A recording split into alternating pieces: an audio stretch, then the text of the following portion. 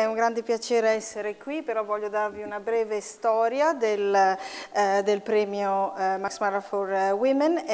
La nostra galleria, la Whitechapel, ha 111 anni e il nostro obiettivo è quello di mostrare i maestri di domani, ma oggi. Ed è un grande piacere poter lavorare con un partner come Max Mara. Abbiamo cominciato a parlare di questo progetto 5 anni fa, concentrandoci sulle donne artiste e anche metterle a confronto con una realtà e come esaltare la bellezza e la cultura italiana, questa grande ricchezza, filosofi, artisti, pensatori e scrittori e ovviamente artisti. Quindi il premio consiste in una residenza di 6 mesi in Italia, per la prima parte all'Accademia Americana di Roma, e abbiamo anche il grande contributo della Fondazione Pistoletto con una residenza a Biella. E l'idea è quella delle artiste di assorbire, di ispirarsi da questa realtà, ed è la terza artista premiata, e però noi siamo veramente orgogliosi di aver presentato la prima del lavoro di Andrea Buettner a Londra, ma devo dire che l'opera e il suo lavoro è cresciuto nel tempo, e vediamo anche la sua realizzazione qui. E quindi finisco con un ringraziamento al team della Whitechapel, al team della Max Mara, la famiglia Maramotti, e ovviamente un grandissimo grazie ad Andrea Buettner. All right. Sorry. My name is Lars Bang Larsen. I'm an art historian, and we'll proceed with interviewing or with a dialogue with Andrea. And I should say to begin with that it's a real pleasure and a privilege to do an interview with Andrea here at the Fondazione Maramotti. And it's a pleasure not least because the last time Andrea and I did an interview together, it was in the form of a so-called inverted interview, where we had changed the roles between us, or we had actually changed identity. The inverted interview is a particular research form that Andrea employs, where she asks art critics to take her place as an artist. And so she interviewed me on the subject of her own work, and I would answer as if I were Andrea. So you can imagine it was a quite difficult exercise to reply to questions such as, so Lars, why do you work with woodcuts? What's your fascination with nuns? And things like that. So I'm pleased that we're now talking together as well, while you are yourself and I'm me.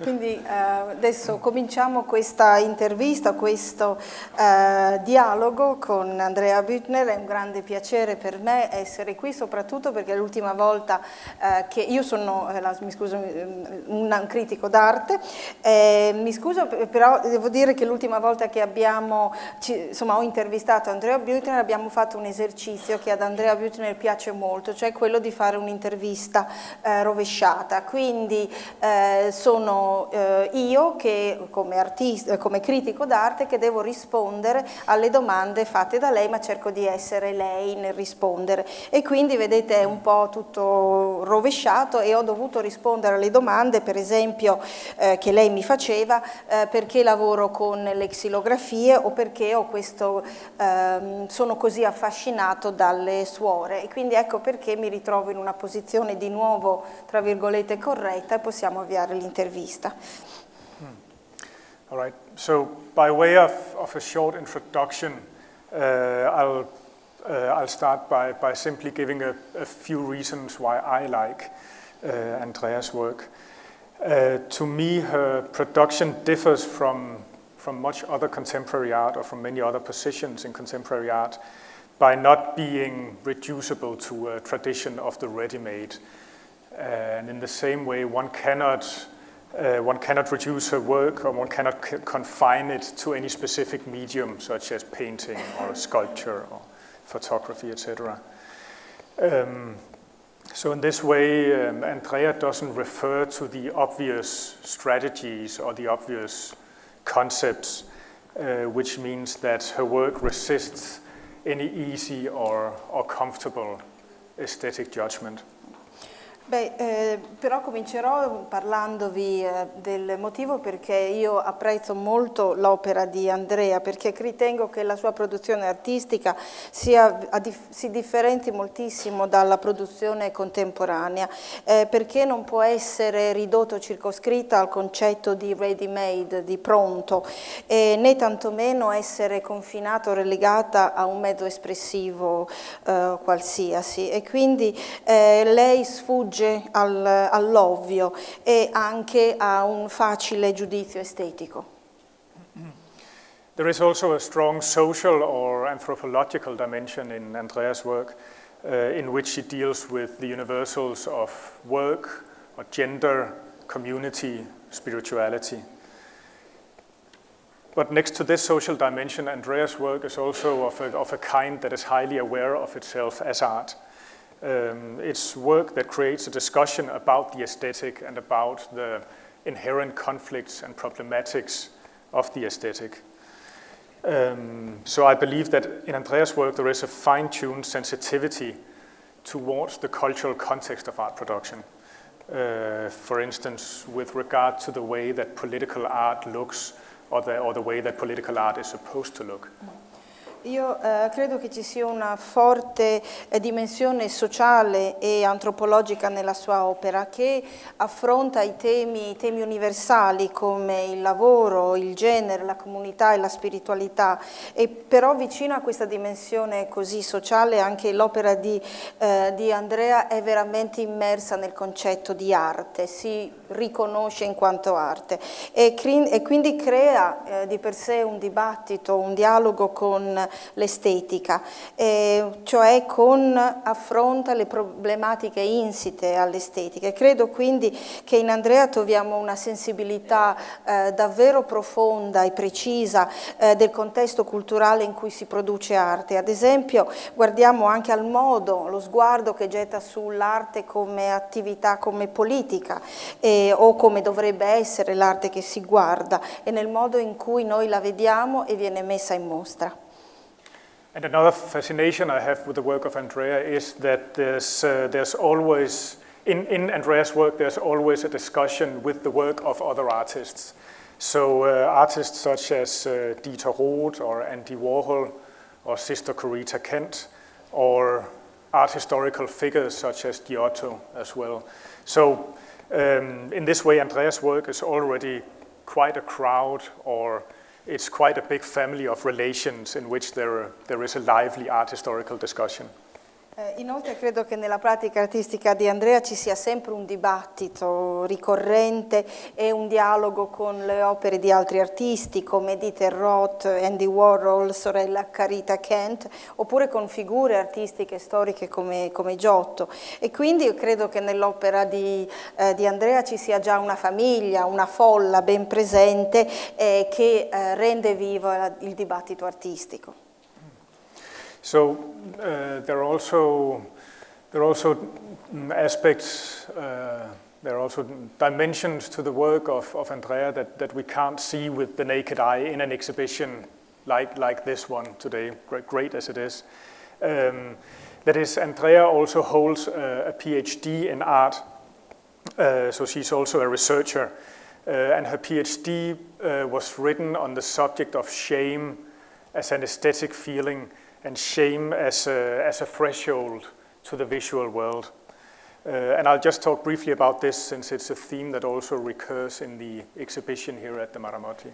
Poi ci sono degli aspetti, delle dimensioni dell'opera di Andrea che forse non riusciamo a cogliere così a occhio nudo, anche in una mostra come questa così espressiva. È che sappiamo che Andrea ha un master in filosofia e lei si è laureata con una tesi sulla vergogna, la vergogna come sentimento, sensazione estetica, e la vergogna come una soglia nel mondo visivo, e vorrei soffermarmi a parlare di questo perché effettivamente su questo tema che è un tema che Andrea ha esplorato per questo evento, questa mostra. So just to put it briefly, in her PhD, Andrea argues against the idea that we live in shameless times, and she proves wrong the notion that shame has died in our culture. So you know that there is this, you know, sort of prevalent idea that confessional TV shows or celebrity culture, nudity, representations of sex, etc., etc., etc., all of these things in our visual culture that blur the distinction between public and private has created a culture that is shameless or without embarrassment. Nella sua tesi Andrea esplora il concetto che noi viviamo in un'epoca che è senza vergogna, un'epoca svergognata, e lei dimostra che questo concetto, quest'idea è totalmente sbagliato, cioè l'idea che la vergogna sia morta nella nostra cultura. E noi lo vediamo, no? Vediamo come gli spettacoli televisivi religiosi, la cultura delle celebrità, la nudità nella pubblicità o anche le rappresentazioni del sesso, sono queste che sembrano confondere la separazione o la separatezza tra il privato e il pubblico, però questi vengono spesso indicati, queste manifestazioni, come una comprova della mancanza di vergogna o di imbarazzo nel nostro tempo. So the starting point of Andrea's research was the opposite observation, namely that shame is not dead, shame is alive and well in our culture today. I have a quote here from Andrea's PhD, in which he writes, quote, it might be correct that we see more nakedness and sexuality on stages and screens, more public exposure of what was once deemed private, but we still feel shame on behalf of many things. The reasons for shame are varied and subject to change. Shame is still experienced, and it is key to an understanding of our behavior in the realm of visual culture. Contemporary visual culture is still a shame culture. My intuition was that it is precisely the realm of visual culture that is especially shame-prone. Accordingly, the more visually oriented a culture becomes, the more shame-driven it might be. Shame is a necessary condition of visual culture. I will show you something, and you may look at it and make a judgment, unquote. Quindi il punto di partenza di Andrea è esattamente rovesciare l'opposto di questa osservazione appena detta, cioè che la vergogna non sia affatto morta, anzi la vergogna è viva e soprattutto nella cultura visiva di oggi. E qui vorrei citare un passo della tesi di Andrea, in cui scrive che potrebbe essere da un punto di vista empirico corretto dire che vediamo più nudità e sessualità sullo schermo nella nostra vita, cioè un'esposizione pubblica di ciò che un tempo era considerato privato, però la sensazione di vergogna non è scomparsa nella nostra vita e per molti motivi.